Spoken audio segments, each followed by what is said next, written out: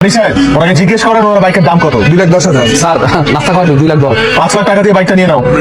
ওই বাইক কিনে নিল। হ্যাঁ আপু, তুই জানিস না ওদের তো অনেক ইগো, আর ওনার ইগোতে আঘাত লাগলে তুই সব কিছু কিনে নেয়। মিষ্টি কফি কেন? কে বানিয়েছে?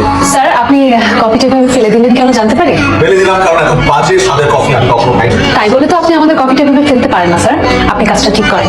আপনি এখনই এখান থেকে বেরিয়ে যান প্লিজ। আপনি আমাকে বের হয়ে যেতে বলছেন? আপনার মতো অভদ্র মানুষটা আমরা আমাদের কফি শপের জায়গা দেবেন স্যার। আপনি চেনেন আমাকে? আপনি জানেন আপনি কার সাথে কি কথা বলছেন?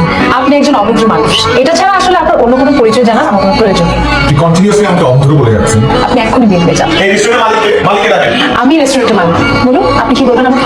আপনার মতো একটা ম্যানারলেস মেয়ে এই রেস্টুরেন্টের মালিক জীবনে হতে পারে না। কারণ কোনো কাস্টমারের সাথে কোনো রেস্টুরেন্টের মালিকের ঘরে ব্যবহার করতে পারে না। আমি তো আপনাকে কাস্টমারই মনে করি না। ম্যানেজার সাহেব, আমি এই রেস্টুরেন্টটা কিনবো। সরি স্যার, এই রেস্টুরেন্টটা বিক্রির জন্য।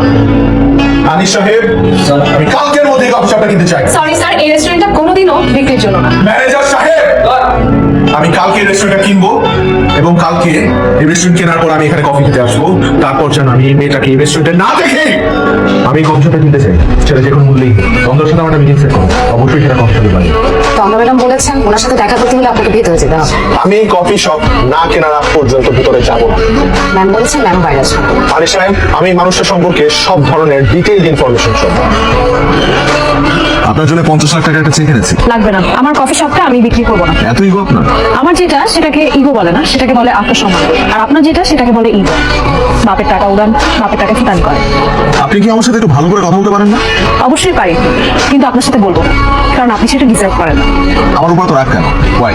আমার আপনার প্রতি রাগ না, আপনার মতো বড় লোকের ছেলেদের প্রতি রাগ, যারা আসলে ভাবে দুনিয়াতে টাকা দিয়ে সবকিছু কিনে ফেলতে পারে। আসলে টাকা দিয়ে সবকিছু কিনে নেওয়া সম্ভব। Because money is power, money is everything. অবশ্য আপনি তো এটা বুঝবেন না, কারণ আপনার কাছে টাকা নেই। আমার আসলে সেই টাকার দরকারও নেই যে টাকা মানুষকে অমানুষ হিসেবে গড়ে তোলে। আমি এখন যা আছি খুব ভালো আছি। অবশ্য আমি আপনাকে বোঝাতে চাই যে টাকা দিয়ে সবকিছু আপনি কিনতে পারবেন না।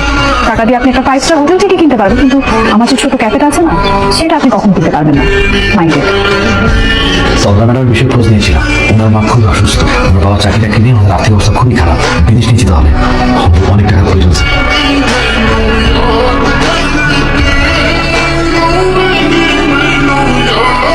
আপনি জিতে গেলেন, আমি হেরে গেলাম। আসলে পৃথিবীতে টাকার উপরে কিছু নেই। আমি আসি, আপনি ভালো থাকবেন। আর আপনার এই পর্যন্ত হলেও আমার মায়ের চিকিৎসার ব্যবস্থা নিয়েছে। আজকের কফি তো খুব ভালো লাগছে। Thank you sir. স্যার আমাদের এখানে ফার্স্ট ক্লাস কফি পাওয়া যায়।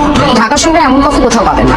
তাহলে সেদিন এত বিচ্ছিরি আর বাজে কফি কেন খাইয়েছিলেন? কথা বলছেন না কেন আপনি? এই কফিটা এই স্যারটাকে দিয়ে আসো। স্যার ওই দিন তন্দ্রা ম্যামের অর্ডার ছিল আপনাকে দুধ চিনি ছাড়া ঠান্ডা কফি দেওয়ার জন্য। হোয়াট? জি, এই কফি শপটা দেওয়ার পর আমরা সবাই অনেক অপেক্ষা করেছি আপনি কবে এখানে কফি খেতে আসবেন। তার মানে আপনি এবং আপনারা সবাই আমাকে চিনতেন আগে থেকে?